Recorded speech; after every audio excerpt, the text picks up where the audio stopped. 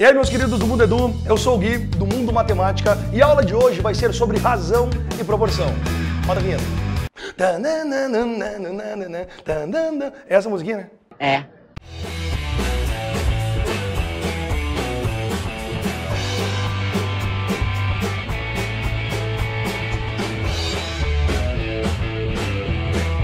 Bom, gente, antes de falarmos sobre as aplicações da razão e proporção, vamos entender o que é uma razão e vamos entender o que é uma proporção.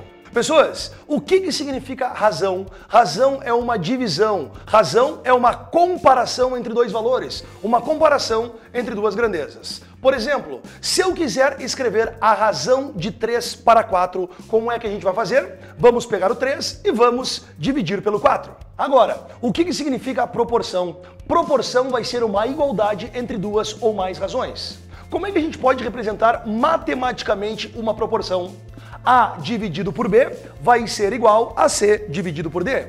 Logicamente que a gente não vai fazer essa leitura. A leitura correta da proporção é a seguinte: A está para B, assim como o C está para D.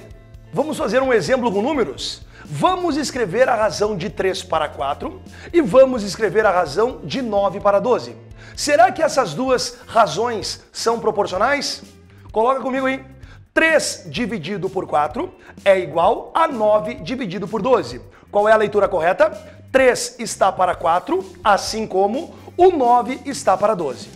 Agora eu pergunto para vocês, será que existe uma proporção entre essas duas razões? Meus queridos, existe uma propriedade aqui chamada de propriedade fundamental da razão e proporção. Vamos pegar aquela primeira razão do início da aula para eu mostrar para vocês essa propriedade. A está para B, assim como C está para D. O que diz essa proporção? Que o produto dos meios é igual ao produto dos extremos. Ou seja, é aquela multiplicação cruzada que vocês estão acostumados a fazer. Como é que fica aqui no meu exemplo? Se A sobre B é igual a C sobre D, eu tenho que A vezes D é igual a B vezes C. Vamos resolver o problema? 3 está para 4, assim como 9 está para 12. Será que essas razões são proporcionais? Faça a multiplicação cruzada. Aplique aí a propriedade fundamental da razão e proporção. 3 vezes 12 não dá 36? 9 vezes 4 não dá 36? Então, se os resultados são iguais, eu afirmo que essas razões são proporcionais. Meus queridos, todos os anos aparecem na nossa provinha do Enem algum exercício, alguma questão que envolve comparação entre duas ou até mesmo mais frações. Eles podem perguntar para vocês lá se as razões são iguais, se uma razão é maior do que a outra ou até mesmo se uma razão é menor do que a outra. Isso tu vai verificar aplicando a propriedade fundamental da razão e proporção. Outra coisa que a prova do Enem cobra também são problemas envolvendo grandezas inversamente e diretamente proporcionais. Todos os anos, eu repito, aparecem questões envolvendo essa parte da razão e proporção.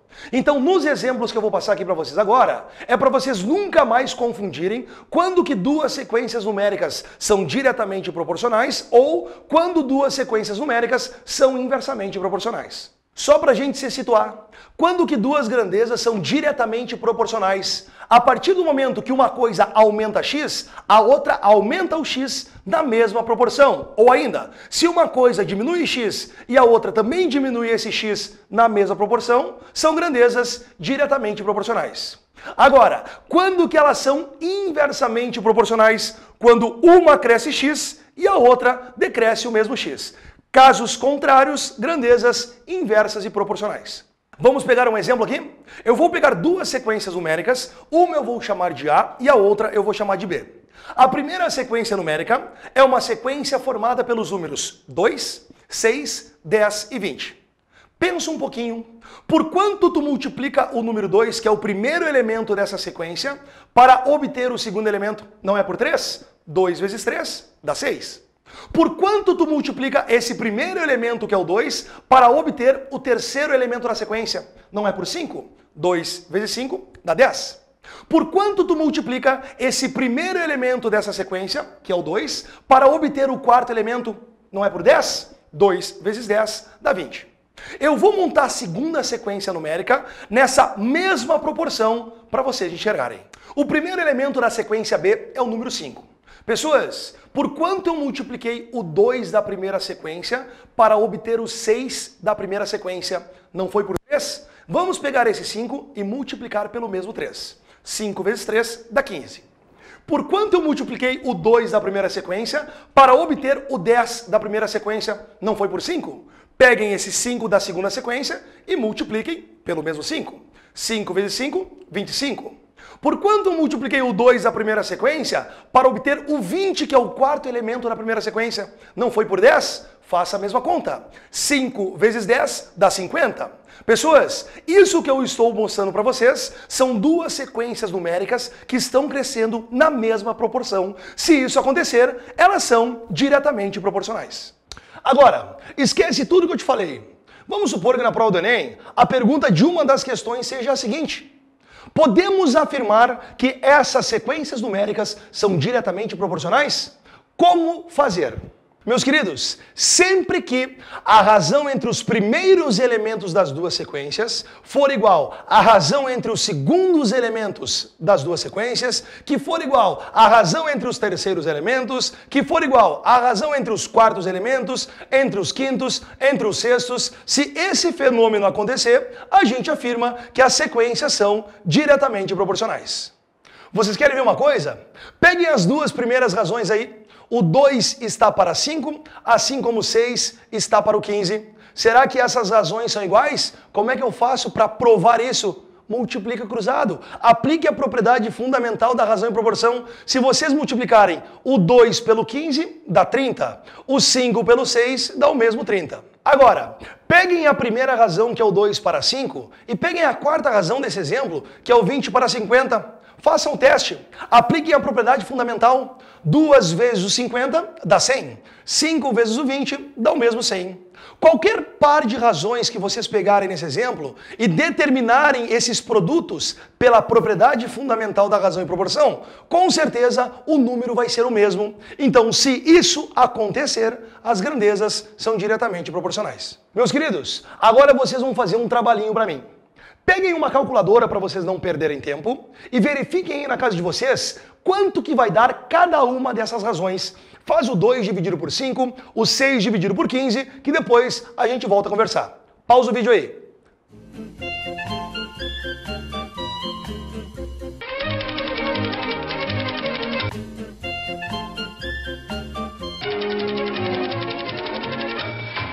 Aí vai aparecer de novo aquele...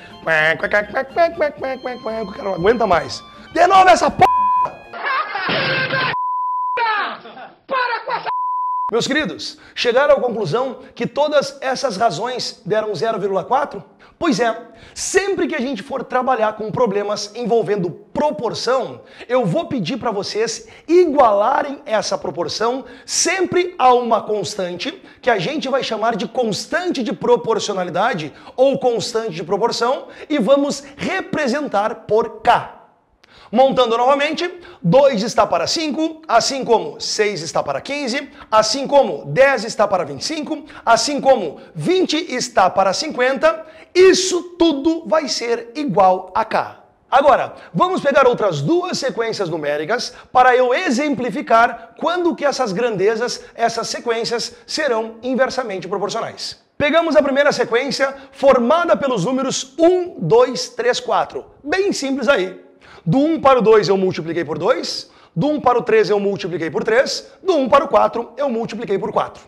Agora, a segunda sequência vai começar pelo número 300. Pessoas, se do 1 para o 2 eu multipliquei por 2 e essas sequências são inversamente proporcionais, do 300 para o próximo elemento eu vou dividir por 2. Uma eu vou multiplicar e a outra eu vou dividir. 300 dividido por 2 dá 150. Agora, do 1 para o 3 eu não multipliquei por 3, então do 300 para o próximo termo eu vou dividir por 3. 300 dividido por 3 dá 100. Do 1 para o 4 eu multipliquei por 4, então do 300 para o próximo termo eu vou dividir por 4. 300 dividido por 4 vai ser igual a 75.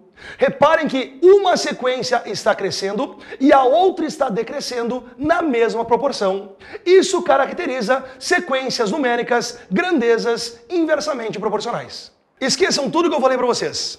Imagina se cai na prova do Enem a seguinte pergunta: será que podemos afirmar que essas sequências são inversamente proporcionais? Como que a gente vai fazer essa verificação? Meus queridos, antes de seguirmos com esse nosso exemplo, eu quero retomar um conceito de números inversos. Responde para mim, qual é o inverso do 2/3? Não é 3/2? Sim, é só inverter o número. Qual é o inverso do menos 5/7? Não é menos 7/5? Sim, é só inverter o número. Qual é o inverso do 2? Não é 1/2? Claro, é só inverter o número. Então, o conceito de números inversos, basta trocar o numerador com o seu denominador. Então, para que duas sequências numéricas sejam inversamente proporcionais, a razão entre o primeiro elemento da primeira sequência está para o inverso do primeiro elemento da segunda sequência, assim como a razão entre o segundo elemento da primeira sequência está para o inverso do segundo elemento da segunda sequência e assim por diante. Se isso acontecer, as grandezas são inversamente proporcionais. Agora, só para lembrar vocês, como é que a gente faz para dividir duas frações? Por exemplo, 2/3 dividido por 4/5. Não basta conservar a primeira fração e multiplicar pelo inverso da segunda? Ou seja, 2/3 dividido por 4/5 é igual a 2/3 vezes 5/4. Eu vou utilizar essa teoria para resolver e terminar o problema envolvendo grandezas inversamente proporcionais. Acompanhem comigo aqui. 1 dividido por 1/300 não é a mesma coisa que 1 vezes 300? 2 dividido por 1/150 não é a mesma coisa que 2 vezes o 150? 3 dividido por 1/100 não é a mesma coisa que 3 vezes 100? 4 dividido por 1/75 não é a mesma coisa que 4 vezes 75? Vocês concordam comigo que todos esses produtos estão resultando em um mesmo valor que é o 300? Pois é, está comprovado que essas grandezas são inversamente proporcionais. Não esqueçam de igualar a proporção em um valor K, em um valor que chamamos de constante de proporcionalidade. Pessoas, comparando as duas proporções aqui ao lado, tu concorda comigo que se elas são diretamente proporcionais, a operação que a gente vai utilizar é a divisão? 2 dividido por 5, 6 dividido por 15 e assim por diante? E se elas são inversamente proporcionais, a gente vai multiplicar esses valores? Vamos usar a operação multiplicação? 1 vezes 300, 2 vezes 150 e assim por diante. Esse é um macetezinho para a gente ganhar algum tempo na nossa prova do Enem. No próximo exemplo, eu vou te mostrar como montar de uma forma mais rápida envolvendo os valores das sequências numéricas e a constante de proporção. Curto e grosso. Vamos pegar dois valores desconhecidos, A e B. Vamos pegar outros dois valores, 3 e 4. Eu estou afirmando para vocês que o A e o B são diretamente proporcionais ao 3 e o 4. Como é que fica o esquema da proporção? A dividido por 3 é igual a B dividido por 4, que é igual a K. Qual é a leitura que a gente vai fazer? A está para 3, assim como B está para 4, igual a K, que é a nossa constante de proporção. Agora, vamos supor que o A e o B sejam inversamente proporcionais ao 3 e o 4. Como que fica o esquema da proporção? 3 vezes A vai ser igual a 4 vezes B, que vai ser igual a K. O que eu estou tentando mostrar para vocês é que quando duas sequências numéricas são diretamente proporcionais, a gente vai dividir os números da sequência.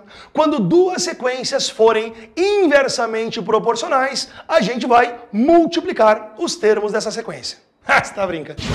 Bom, galerinha, a aula de hoje foi sobre razão e proporção. Mostrei para vocês o que é uma razão, o que é uma proporção, o que são grandezas diretamente proporcionais e grandezas inversamente proporcionais.